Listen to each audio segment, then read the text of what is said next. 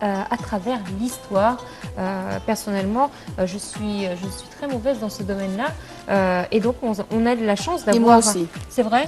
Donc, on a la chance aujourd'hui d'avoir un spécialiste en la matière, Dr Ismail Hamed, écrivain, historien et chercheur à l'Institut des recherches africaines. Bonjour. Bonjour. Merci d'être avec nous ce matin. À vous aussi. Alors, tout d'abord, ici, on parle de construction de barrages à travers l'histoire, au bord du Nil, très précisément. Ouais. Il y a combien de barrages? Par rapport aux statistiques, je pense qu'on n'a pas de statistiques précises concernant le nombre de barrages qu'on a à travers le Nil, mais bien sûr, on parle de plus de 100 barrages. Okay. Depuis l'ère pharaonique ou Non, je pense pour les barrages actuellement. Parce que si on compare par rapport aux barrages à l'époque des pharaons et les barrages maintenant, on parle d'un style très différent, l'architecture et tout ça. Et même la fonction de construction de barrages à l'époque, c'est pas comme maintenant. Par rapport à la technique et par rapport à beaucoup de choses. Il n'y avait pas d'électricité bien sûr, oui. Et même aussi la façon de faire un barrage à l'époque, c'était juste pour réserver un peu de l'eau.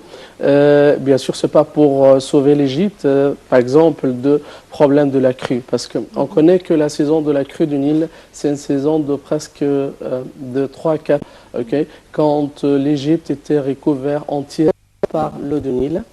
Donc, ça fait un grand problème pour les Égyptiens à l'époque des pharaons. Comment sauver l'Égypte de ce problème?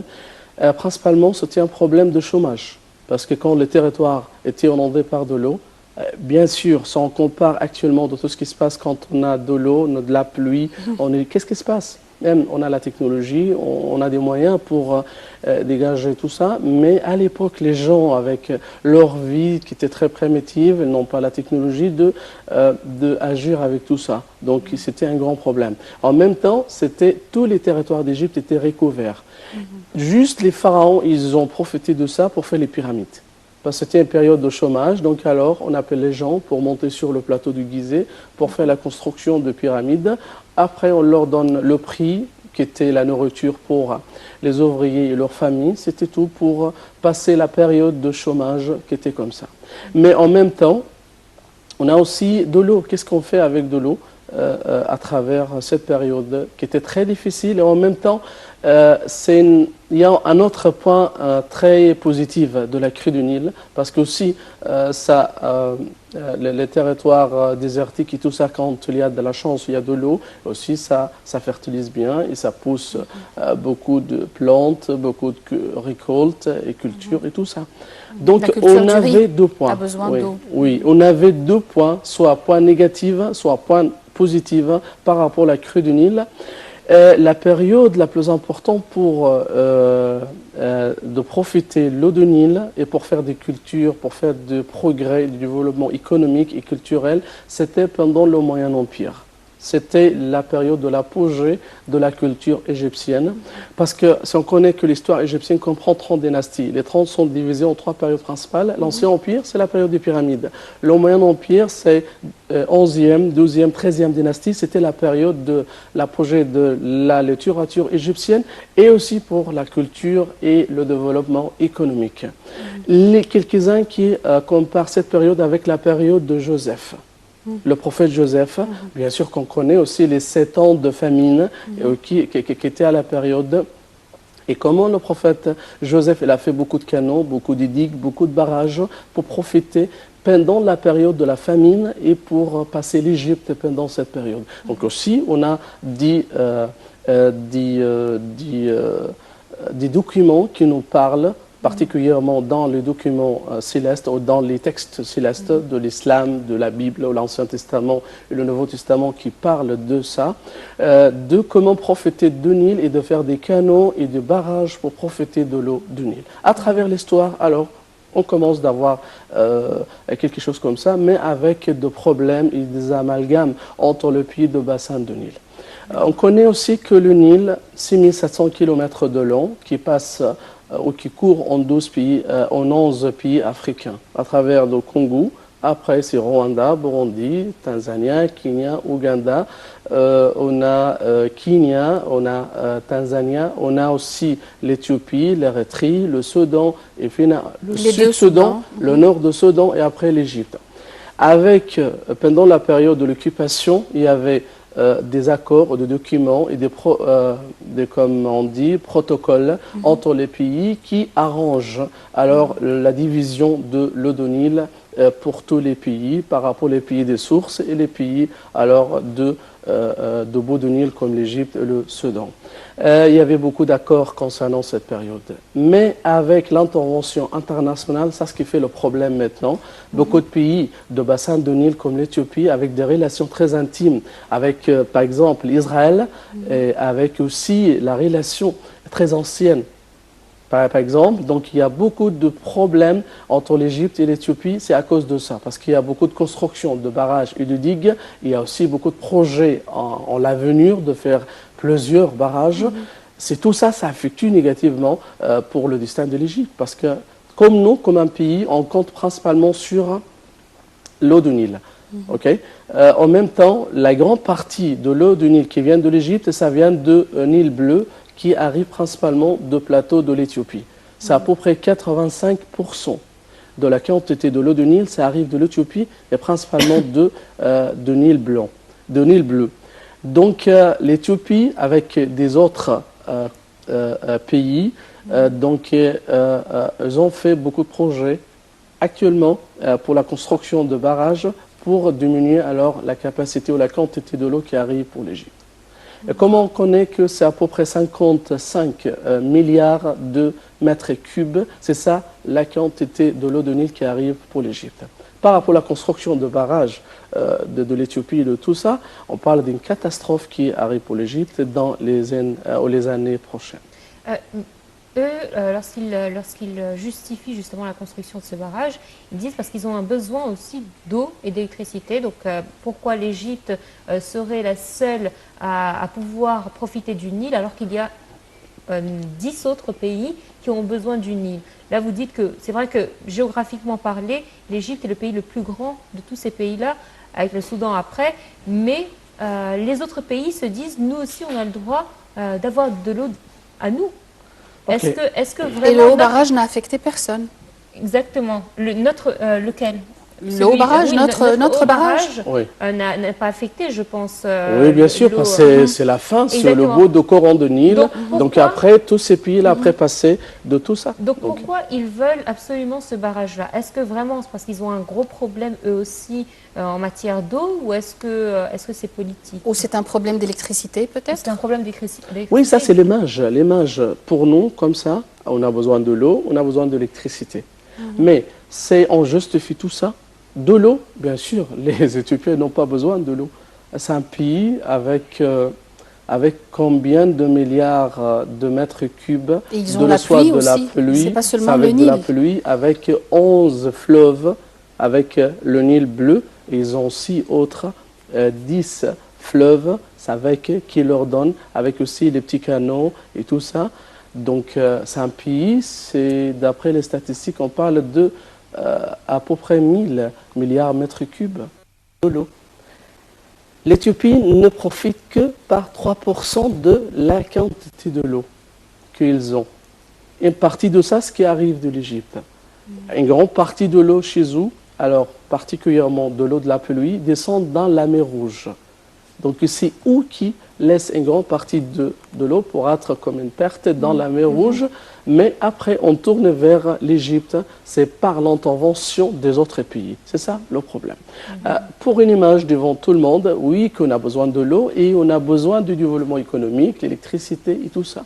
Ok, si on parle pour l'électricité, c'est un seul digue, ça vous donne tous les besoins de tout ça. Mais le problème de la digue ou le barrage de l'Éthiopie, ce n'est pas un seul barrage. On parle d'un projet de 5 barrages. 5. Le projet, c'est 5 barrages, pas un seul. Ah oui, ce n'est pas un seul. Non, c'est 5 barrages. C'est ça le projet. Le premier barrage, c'est avec une capacité d'à peu près 14,5 milliards de mètres cubes. Si on parle d'un barrage comme ça, ok, pas problème, pas grand problème pour l'Égypte, pour un tel barrage comme ça. Mais le problème, pour un autre barrage, c'est le barrage secondaire à côté, qui arrive, ou qui fait la capacité de réserve et de stock de l'eau là-bas, qui arrive à 74 milliards. Donc au lieu de 14, on parle de 74 14 milliards de mètres cubes. Le Bien triple. sûr, c'est ça le catastrophe. En même temps, des d'années après, on parle d'une capacité qui arrive à 200 milliards de mètres cubes. Vous imaginez ça? Ah, c'est plus le barrage de la Renaissance, c'est le Ah, barrage de c'est la fini destruction. pour nous. Pour nous, on parle de 55 milliards de mètres cubes. Donc avec la construction de 5e barrage de l'Éthiopie, c'est ce qu'on parle d'un seul barrage. C'est ça les médias de l'Éthiopie qui nous donnent toujours l'information qu'on parle d'un barrage, un seul barrage. C'est le barrage de Renaissance, il n'y a qu'un barrage et comme ça. Mais on parle profondément pour leur projet. Non, il y a 5 barrages avec une capacité qui dépasse 200 milliards de mètres cubes. Tout ça, bien sûr, c'était, qu'est-ce qu'on dit? C'était utiliser de la capacité de l'eau qui arrive ou qui court en Égypte. Et si Donc, nous, on fait 2 ou 3 autres barrages pour essayer de sauver un peu d'eau du Nil? Qui sauve? Nous? Nous, oui. Non, on ne parle pas parce que ça, c'est le régime pour nous. Tu imagines ça? L'eau, ça arrive chez eux. D'abord, il arrive chez eux pour venir chez nous. Oui, je sais, je comprends. C'est eux qui profitent une grande partie de notre capacité. Qu'est-ce qu'on va faire après pour nous? Qui reste de l'eau ou de quantité de l'eau qui arrive à nous pour faire encore d'autres barrages? Comme ça, rien. Est-ce qu'on alors. sera obligé de détruire notre barrage pour pouvoir avoir plus de l'eau?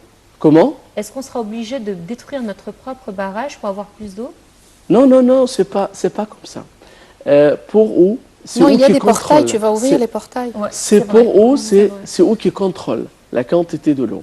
Donc, on va diminuer alors une quantité de l'eau qui arrive pour l'Égypte et bien sûr pour eux, pour leur barrage et tout ça, rien qui arrive pour l'Égypte. Il n'y a qu'une petite partie qui arrive. Alors on aura 2 problèmes majeurs. Pas seulement un problème d'eau, mais un problème d'électricité encore. Ah, non, non, un problème d'électricité, un problème de chômage, un problème de désertification de la terre. Non, non, tu parles d'autre chose par rapport au destin de l'Égypte. Parce que quand il y a des grands manques de l'eau pour l'Égypte, alors tu comptes par rapport à tout ce qui concernant de ça. Ce n'est pas uniquement pour l'électricité et pas uniquement de l'eau, non. Tu parles pour les autres choses. De tout ce les qui autres dépend points de l'eau négatifs, et de oui, l'électricité. tout ce qui dépend sur cette affaire-là. Donc on parle d'un très grand problème pour l'Égypte. Et le problème avec l'Éthiopie, comme déjà dit, j'ai fait une recherche très importante depuis 2 ans sur la relation intime entre l'Éthiopie et Israël. Les Éthiopiens disent qu'on est les ancêtres, on est les descendants du roi d'Israël. On sait qu'il y a beaucoup d'Israéliens. Okay. Non, non, pas beaucoup d'Israéliens. Enfin, il y a c'est des Éthiopiens qui vont disent. beaucoup à Israël Oui, aussi. oui, ça rattache beaucoup avec Israël, avec des relations paternelles. Okay? Donc on dit que, ou ceux qui disent ça, qu'on est les descendants de rois d'Israël. Ils disent que le premier roi de l'histoire de l'Éthiopie, c'était le roi Menelik I.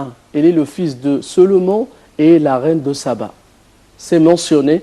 Une partie de ça, c'est mentionné, mais pas comme leur tradition, dans le Coran et dans l'Ancien Testament. Mais c'est juste la visite de la reine de Saba à Jérusalem pour rencontrer le roi Salomon. C'est à peu près 960 Quand elle a avant trouvé Jésus-Christ. son trône là-bas. Oui, mais c'est juste là-bas une relation. Mais on ne parlait pas de mariage, on ne parlait pas d'un enfant, on parle de tout ça. Les Éthiopiens, ils ont ajouté qu'il y avait une relation de mariage entre le roi Salomon et le roi d'Israël et la reine de Saba. Et le résultat de ça, c'est un enfant qui s'appelle Menelik. Ce Menelik-là, il était couronné à Jérusalem comme le roi de l'Éthiopie. Après, il est venu d'Israël pour l'Éthiopie, pour vivre là-bas. Il est devenu le premier roi de l'histoire éthiopienne, avec beaucoup de prêtres, de juifs, avec beaucoup de soldats, avec aussi l'arche de l'Alliance, avec une copie de la Torah. Pendant cette période, l'Éthiopie est convertie au judaïsme. Ah là là. Donc on parle d'une chose très dangereuse pour nous. Et même jusqu'à maintenant, tous les rois, tous les présidents, tous les premiers ministres de l'Éthiopie doivent être descendants de rois d'Israël. Donc s'il vous plaît, on doit bien comprendre ça. Donc on parle d'un pays, presque c'est un autre Israël en Afrique. C'est l'Éthiopie. Okay? Et moi je disais que dans ma recherche, que Israël c'est divisé en 2 pays. Un pays nazi, c'est Israël, qu'on connaît, et il y a un autre Israël, c'est l'Éthiopie. Donc c'est la même façon, on fait des négociations, on fait de paroles, on fait de rencontres et tout ça, juste pour gagner le temps. Après, rien, on ne gagne rien de négociations avec eux, exactement la même façon que Israël utilise avec les Palestiniens. Depuis 1990, après l'accord de Oslo, on parle de négociations et tout ça, rien, mais avec des colonies. Alors qu'est-ce qu'on doit faire alors? Parce que comme ça, on est trop pessimiste. Non, non, non, mais alors, il faut comprendre la scène profondément. C'est ça l'affaire. Les négociations avec les Éthiopiens, ça ne donne pas aucune chose positive pour nous. Mais c'est juste un show pour l'Éthiopie devant tout le monde qu'on est d'accord, on est très flexible, on fait des négociations avec les Égyptiens pour trouver une résolution et tout ça, mais en même temps, elle continue la construction de barrages. Et nous sommes le seul pays à être affecté par ce projet de barrage de renaissance. Les 10 autres pays ne seront pas Bien affectés. sûr, oui, parce qu'on est le pays le plus pauvre de l'eau. Au Soudan, alors, ils ont beaucoup de fleuves, ils ont beaucoup de moyens pour l'eau. C'est un pays très riche de l'eau. Des autres pays, pas de problème. Et si on compare, par exemple, il y avait un événement très important c'est exactement comme ce qui se passe entre l'Égypte et l'Éthiopie, par rapport à un barrage de fleuve Omo, c'est avec Kenya.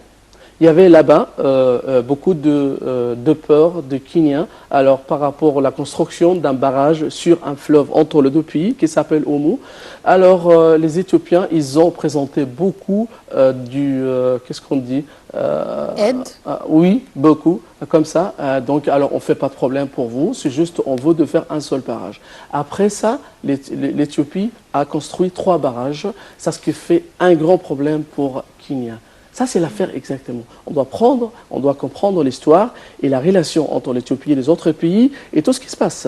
Tout ce qui se passe avec Kenya, c'est un pays aussi africain, très proche de l'Éthiopie, avec un fleuve aussi entre les deux pays, un fleuve commun. Ça, c'est ce qui arrive après pour nous. Si on parle pour une solution, il y a ceux qui parlent de faire un contact entre le fleuve de Congo avec le fleuve de Nil et tout ça. Il y a une recherche très récente qui fait ça. C'est impossible de faire ça parce qu'on parle de plusieurs pays. Parce qu'on n'a pas de frontière directe entre nous avec Congo. Il y a le Soudan, il y a le Sud-Soudan, après on a le Congo. Alors il est temps de chercher d'autres sources pour l'eau que le Nil. Et c'est pas que le Nil, mais il y a aussi une recherche récente qui parle. On peut profiter de l'eau perdue au Sud-Soudan. Le Sud-Soudan, pour nous, ça devient comme une solution très importante. Le pays de Sud-Soudan, parce qu'il y a une grande partie de l'eau du Nil qui arrive soit de Nil bleu et de Nil blanc qui était perdue dans là-bas les forêts, dans les endroits comme ça. Sad, c'est la zone là-bas au sud de Soudan.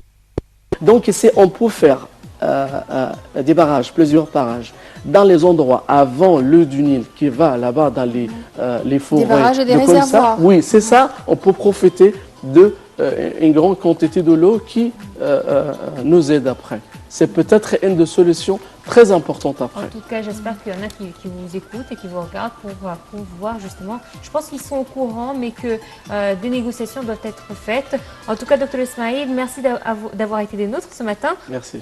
Je sais que Yara et moi, en tout cas, on va ressortir de cette émission avec un petit peu plus de connaissances concernant déjà l'histoire des constructions des barrages. Merci à vous. Merci à vous aussi. Merci Noha, merci mesdames et messieurs, et à la prochaine.